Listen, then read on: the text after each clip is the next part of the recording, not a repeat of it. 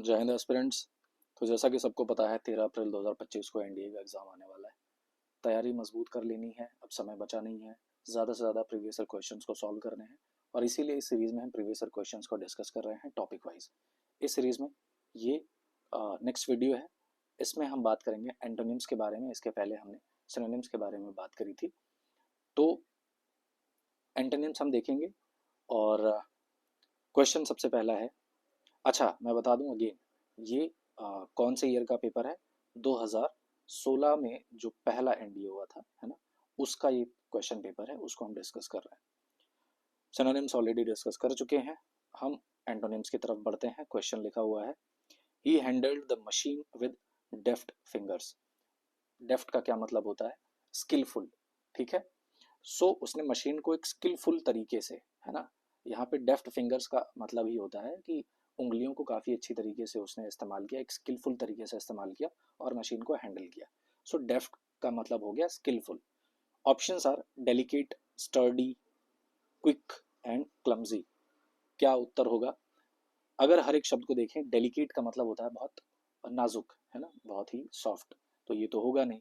Sturdy क्या होता है? स्टर्डी का मतलब होता है something that is strongly built, कोई बहुत मजबूती से बना हुआ, तो वो स्टर्डी भी नहीं होगा। क्विक का मतलब होता है बहुत तेज, ये इससे मिलता जुलता हो जाएगा, ये नहीं होगा। Right answer is option D, clumsy. ठीक है, क्लमजी का मतलब होता है अनस्किलफुल। स्किलफुल का उल्टा क्या हो जाएगा? Unskilful. Question number 11, I was deeply affected by his urbane behaviour. मैं उसके अर्बेन बिहेवियर से काफ़ी डीपली अफेक्टेड था। ठीक है, अर्बेन का मतलब होता है ऐसे व्यक्ति के लिए इस्तेमाल किया जाता है जिसका बिहेवियर काफ़ी अच्छा हो, बहुत पोलाइट हो, है ना, उसके लिए अर्बेन शब्द का इस्तेमाल होता है। अर्बेन एक एडजेक्टिव होता है। ठीक है, इसको ऐसे याद रख सकते हो, है ना। बोलते हैं ना कि अर्बेन बनता है, ऐसे याद करो, अर्बन से। तो अर्बन होता है शहरी। तो ये नॉर्मल सी धारणा होती है कि जो शहर गया, वो जो शहर के लोग होते हैं काफ़ी पढ़े लिखे समझदार होते हैं, अच्छा बिहेवियर होता है, ऐसा एक धारणा होती है लोगों के बीच में। जबकि it is not completely true. गांव के लोग भी बहुत अच्छे होते हैं और बिहेवियर अच्छा होता है। ये सिर्फ सोचने समझने की बातें हैं। खैर, I was deeply affected by his urbane behaviour. ठीक है, मैं उसके पोलाइट बिहेवियर से बहुत ज़्यादा अफेक्टेड था। ठीक है, इसका उल्टा क्या होगा? रूरल। तो बहुत लोग कंफ्यूज हो जाएंगे कि अर्बन से अर्बेन बना है तो इसका ग्रामीण हो जाएगा, तो रूरल सही होगा। नहीं, ऐसा नहीं है, गलत है। इरेशनल का मतलब क्या होता है? इसका अर्थ होता है something that is not reasonable, तर्कहीन, बिना तर्क के उसको बोलते हैं इरेशनल, ये भी नहीं होगा। इनडिफरेंट क्या होता है? इनडिफरेंट का अर्थ होता है लैक ऑफ इंटरेस्ट। ठीक है, ये भी नहीं होगा। Right answer is option B, rude, है ना।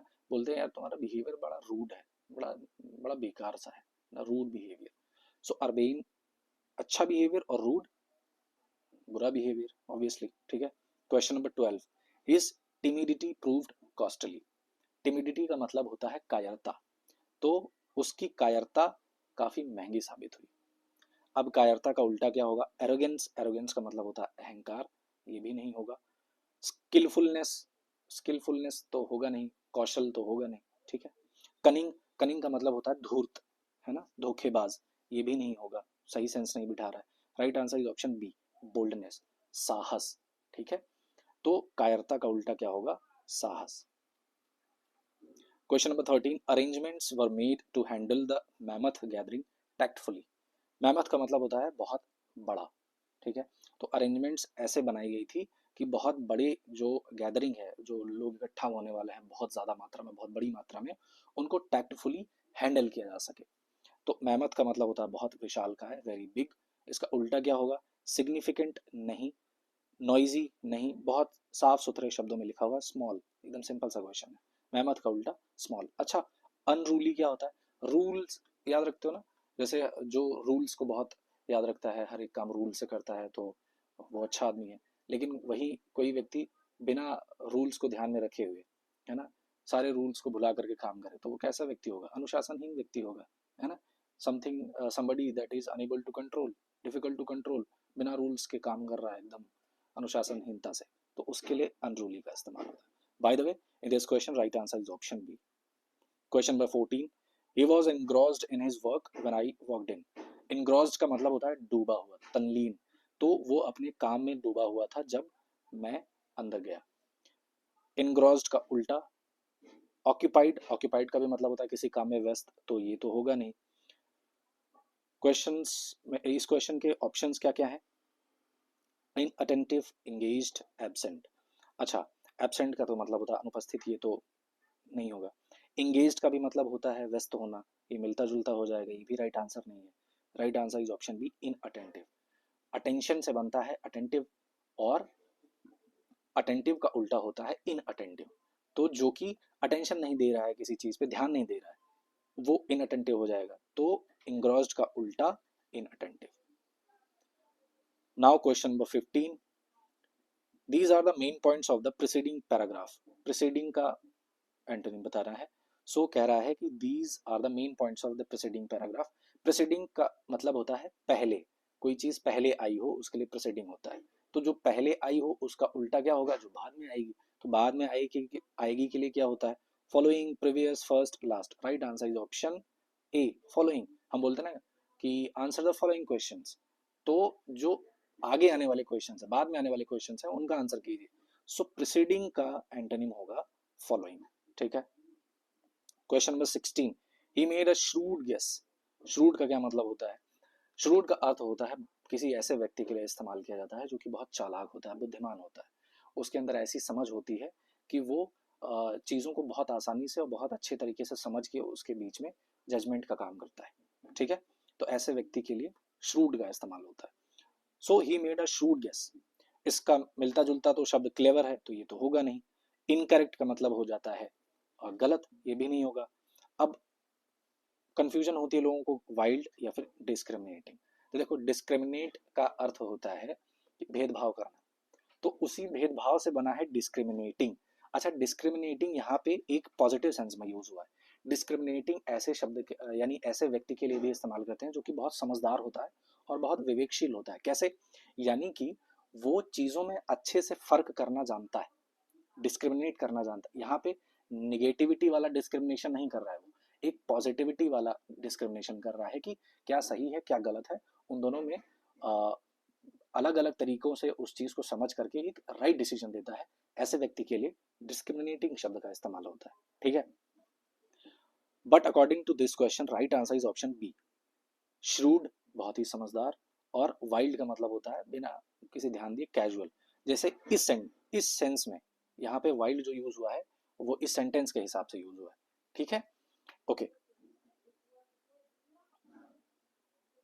सो अगेन यहाँ पे श्रूड का उल्टा होगा वाइल्ड। जैसे हम बोलते हैं ना, एक तो वाइल्ड होता है जंगली, यहाँ पे जंगली यूज नहीं हुआ। जैसे हम बोलते हैं ना एक वाइल्ड गेस मारो, तो वाइल्ड का यहाँ पे इस्तेमाल होता है कि कैजुअल गेस मारो, है ना। Okay, question number 17, he is suffering from a severe cough. Severe का मतलब होता है बहुत ही गंभीर, बहुत ज्यादा बुरा, है ना। सीवियर फीवर, सीवियर कफ, बहुत ही गंभीर। So he is suffering from a severe cough, उसको बहुत ही गंभीर कफ हो गया है। ठीक है। तो सीवियर का उल्टा क्या होगा? वायलेंट, माइल्ड, बैड या फिर कॉन्टिन्यूस। वायलेंट होता है हिंसक, ये तो होगा नहीं। बैड भी नहीं होगा, कंटिन्यूस होता है लगातार। This is not the right answer. Right answer is option B, mild, है ना। सीवियर का उल्टा माइल्ड होता है। हम क्या बोलते हैं जब नॉर्मल फीवर होता है या नॉर्मल खांसी जुकाम होता है, बोलते हैं ना कि यार माइल्ड फीवर हो गया, हल्का सा फीवर हो गया। सो सीवियर का उल्टा क्या होगा? Mild. Question number 18, cumulatively the effect of these drugs is quite bad. तो क्यूमुलेटिवली शब्द का मतलब जो है ये बनना है क्यूमुलेटिव से, इकट्ठा। तो क्यूमुलेटिवली यहाँ पे जो शब्द है ये एक एडवर्ब है।